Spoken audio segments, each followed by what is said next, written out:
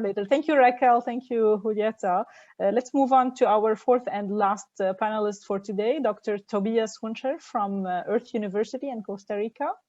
Dr. Wünscher is a professor of agricultural economics at Earth University. From 2007 to 2016, he was a senior researcher at the Center for Development Research, ZDF, in the University of Bonn. His research interests encompass farmers' innovation and innovation systems, environmental conservation with a focus on forest, adaptation to climate change, welfare generation of cocoa market, and middlemen in the agriculture value chain. Today, he's going to talk to us about agriculture extension by student support entrepreneurship among Costa Rican farmers. Tobias, the floor is yours. Please go ahead. Thank you very much, Rula. So yes, we also have a community program that exposes our students to the community. And I very briefly present this to you. There are actually several moments in the careers of our students in which they are exposed to the community. So in the first year, there's weekly community work for 3 months. So we call this work experience. Now, if students, there are always groups of students who go and go to the communities during that year. If a student doesn't go in the first year, it will be in the second year. So either in the first or second year, there will be a compulsory 3-month work experience with travels to the community every week. Then in the third year, students leave for another trimester for an internship. And part of that internship is also to work in the communities around the enterprise or around the business or institution, wherever they are, they are located. And in the fourth year, there's another weekly community work. Now this time it's for 1 entire year. This is what we call professional experience, and it's not for every student. So every student does professional experience, but not necessarily in the community. There are also other areas in which we have our students have that professional experience. It may be on the organic farm, on other farms of the university, on the animal farm, in forestry, etc. About 20 or so students choose to go to the community. And sometimes the graduation thesis may or may not include some community work. Now, I want to focus here on this weekly community work in the first or second year, or in the fourth year. So what does it mean, weekly community work? It means that every Wednesday we meet with 20 or so fourth year students and 40 or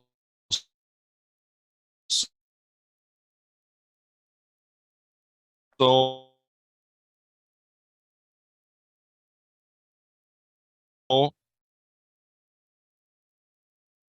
first or second year students.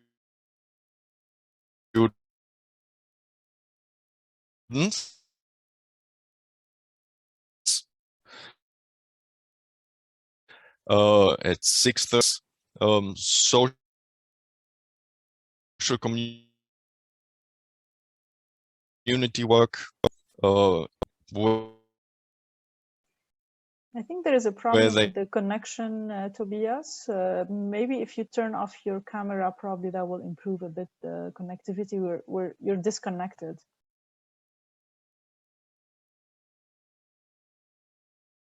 I get farmers together, train them in certain areas. I think there may be a problem. Maybe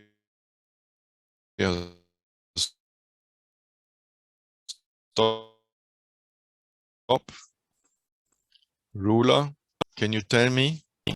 Yes, I was telling you, you are disconnected. So you're disconnecting. Maybe if you turn off your camera, that will improve a bit. It seems now you're getting back. Okay, my pleasure. So up to where did you when you hear? started this slide, yeah. This slide, okay. So what does it mean to go out to the community or weekly community? It means that you meet with 20 or so fourth year students, 40 or so first and second year students. And all of these students, they get on a small bus, on different small buses and cars. Then they are distributed to the farmers in the surrounding communities of the university, where then they stay until 4:50 in the afternoon. So during that time, they work together with the farmers, try to resolve problems. They may have prepared some capacity building activities, as you can also see on the picture here. So this is all Wednesday. Now the role of the fourth year students and the role of the first and second year students is different. Fourth year students have the objective to lead agriculture and natural resource projects, and by doing this, develop professional skills, manage teams and other resources with a focus on sustainability. And by leading, that actually involves the supervision of first and second year students. So they work in little teams of mostly 3 students, 1 fourth year students, 1 first and 1 second year student, and the fourth year students supervise and lead those other students. And the role of the first and second year students is the experience. So the objective here is to experience the reality of farming life through the active participation in the projects by the fourth year students. And by doing so, help develop technical and social skills as well as ethical values. So while fourth year students are referred to as leaders, and they are involved with their project for 1 entire year. So in that year, they do a diagnostic, they design, implement and manage these projects. During this time, they supervise first and second year students. Then the first and second year students, they spend each 1 trimester helping and participating, actively participating in those projects. Now, as you can imagine, this is a logistical challenge. If you have 60 students leaving to the communities every week, this has to be organized with the farmers. The farmers have to be ready to receive the students. This requires logistical challenges and would not be possible without the support of our community office. So there is a community office with 3 agricultural experts in extension covering the fields of agricultural production, business development, and social and organizational development. And they take care of getting in touch with the farmers, identifying the farmers who are willing and also able to work with us. They identify projects, they take care of the logistics, and also support the students technically in their projects. So here are some, just to visualize this a little more, some examples of small businesses that our students have helped to implement in the communities. Here are several women who set up a small business producing fruit pulp. Or here a small business called Santa Chips of several farmers who joined to produce chips from plantain, from yucca, from malanga. Or here a small enterprise using producing handicrafts. And how do the students go about in helping farmers achieve this? With workshops. Here's a workshop, for example, on how to produce chips.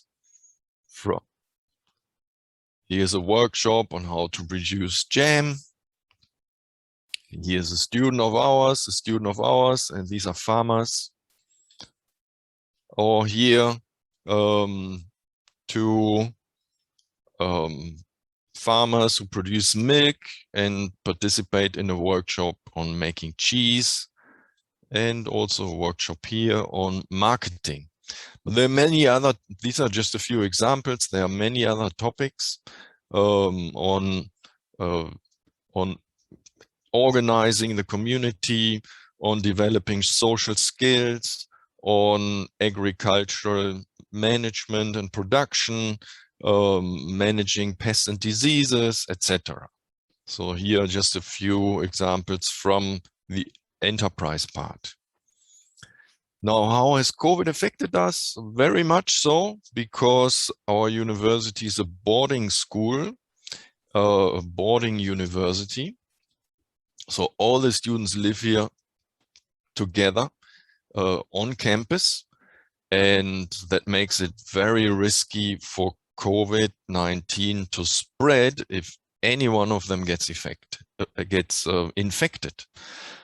So we have very strict protocols on how to avoid this, and that also means students are not going to the communities anymore. So for 1.5 years, no one has left campus to go to the communities, and all this work that we used to do in the communities has been done by Zoom, WhatsApp, telephone calls. Of course, this has adversely affected this community experience. It's very difficult to get in touch with some of the farmers using those digital media. And the focus of the work here has really been the production of videos, presentation, posters, booklets, etc. Not that these aren't skills that are very useful, and I think there's a lot of potential in these methods for extension in the future. So I think we do help prepare students for future extension work. However, as things are, technology hasn't reached all the farmers in all the rural areas yet, and it poses big challenges. Now, thank you very much. I'm looking forward to a nice discussion.